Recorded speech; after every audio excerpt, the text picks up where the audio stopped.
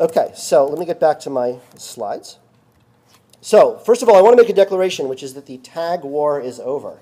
It is time to come out of the jungle and realize that the war is over. I do not believe that tags are better than subjects, okay? But anyone who asserts that tags are not useful for finding certain things just hasn't spent the time to look at the evidence. If you're one of those people, show up afterwards and I'll show you the evidence. And I've posted some screencasts. There are things for which tags are just great at finding stuff. There are things for which tags can't touch subjects, but to some extent, if what you care about is finding things, not asserting, ontological reality, then the war is over. Okay, what is really going on here? This is.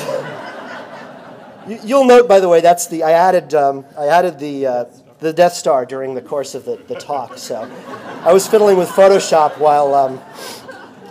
while people were talking. I actually don't mean the end of the world. I mean the end of intellectual structures based on and limited by the physical world. So any of you who know the Everything is Miscellaneous by David Weinberger, a lot of this descends from his thinking. So a book has 3 to 6 subjects. No, that's how many subjects can fit on a catalog card, right? We continue that because of that limitation. Subjects are equally true. Everything that's a love story, everything that's a man-woman relationship is equally that. Right? Well, if you look at man-woman relationships, like what percentage of Western literature is about man-woman relationships? Like 80%, right? It's just a matter of degree. But you can't have degrees on catalog cards because how would you do that, right? The words are bigger, right?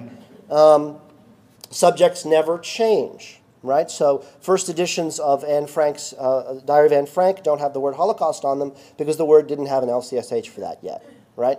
So you don't change them. Now, of course, you could change them, but you don't. Only librarians, only you get to add subjects, right? That also means that there is one right answer. So, whether Sikhism is part of Islam or not, one of you has to decide, someone has to win. LibraryThing, by the way, added a gender field to our authors so that members could contribute it. And the first thing that happened was people said, that's not enough. We need intersexual. We need, a million other categories. And they have a point. Okay. Then you don't get to say, well, actually, you do get to say how books are classified. The rest of the world doesn't get to say, right? Well, in the physical world, that makes sense. What would it mean if people went into the Boston Public Library and they pulled out the cards and they started writing stuff in the margins and they said, oh, I don't believe that one, that would be chaos. In the digital world, that's fine. My scribbling doesn't impact you unless you want it to, right? And the notion that classification must be hierarchical. The world is not hierarchical. To some extent, ideas are not hierarchical. The relationship between things are much more subtle than hierarchy can contain. Okay. Other examples. Only books are cataloged. So I think Diane might mention this idea of the granularity consensus breaking down. On LibraryThing, we've gone seriously into series, obviously, and the next step is to say, what stories do I have in my collection by H.P. Lovecraft, right? Those are questions that traditional cataloging doesn't answer very well.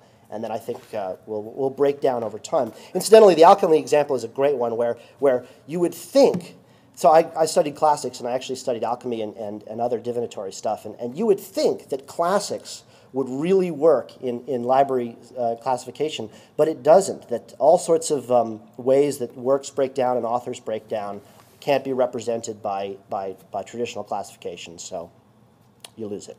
Okay, cataloging has to be done in the library. Cataloging can't be done in your underpants. Wookiee Guy can't help you. Most librarians can't help each other either, right? So Pache Jennifer, libraries are not good at sharing metadata. They are reasonably good at pulling metadata down from a centralized source and very occasionally putting it back up again, right? But if you have a community of interest, a bunch of California libraries that want to go one way, they're not sharing with each other. It's not easy. Record creating and editing can't be distributed. I believe it will be. And record sharing can't be shared freely. This is primarily about the physical world, but we also have the world of OCLC to blame for that as well. Okay, 2 futures. The world ends. You are paid less. Programmers are still paid. Second future. You move up the stack. This is a term from the world of IT. Okay. over and over again in IT, demand increases while the lowest level of work and data becomes commoditized or free. LibraryThing is built upon a free operating system, a free programming language, a free database system, okay? All those jobs that might be there have been destroyed, okay?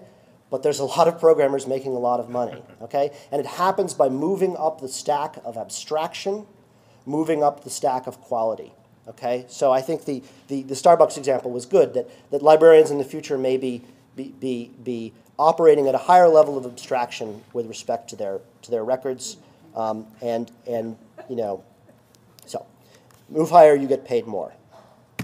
Now, I just want to make a concluding tangent because I want to search out some person in this audience, which is that I want to replace Dewey with a free, open source, modern, and humble system. By modern, I mean that Portuguese is not a dialect of Spanish, and Unitarians are not as significant as Catholics. Ouch. And humble, I mean that, you know, the purpose of this is to come up with a shelf order, not to model some reality which can't fully be modeled in a shelf order. Decide this socially, level by level. Let's do the oughts, right? Let's figure out what the oughts are. Then let's go to the tens, one by one. Test it against the world. Once we've gotten to the tens, are books breaking out in ways that make sense? Are books that used to be together in Dewey really far apart? Why? Are books that LibraryThing thinks are owned by the same people and very closely, are they together or not? Why? Right? Then one by one you solidify it. The assignment of it is distributed around the world. I write the code, and you be the Jimmy Wales of this. You look over it, but fundamentally have no power. So, no, I mean Jimmy Wales says that, you know, every year he's like the Queen of England. Every year he has less power, right? And I think that's the ultimate goal here is to come up with these things socially. So I hope I can find that person who wants to do this as a cool side project. Thank you very much.